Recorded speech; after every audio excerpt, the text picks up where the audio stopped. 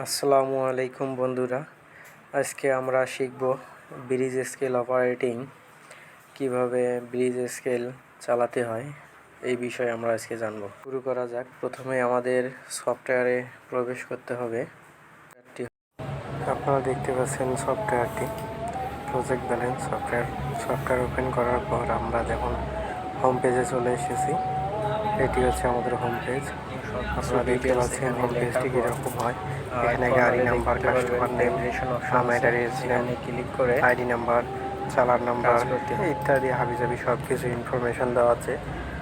So আমাদের এখানে যা করতে হবে, আমরা সবসময় আনফিনিশড লিস্টে থাকবো। আনফিনিশড লিস্টে থাকার পর এই যে নিচে দেখেন গাড়ি নাম্বার দেওয়া আছে, এগুলো গাড়ি সব প্রথম ওয়েট হয়েছে, মানে ফার্স্ট ওয়েট হয়েছে, সেকেন্ড ওয়েট হওয়ার জন্য চলে আসবে।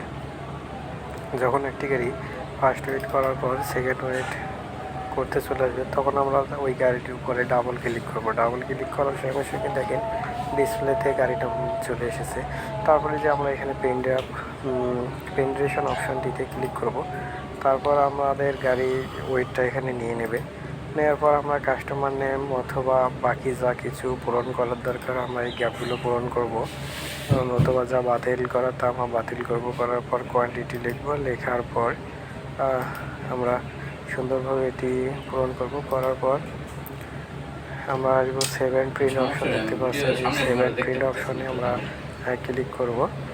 ক্লিক করার পর এটি সেভ হয়ে যাবে এবং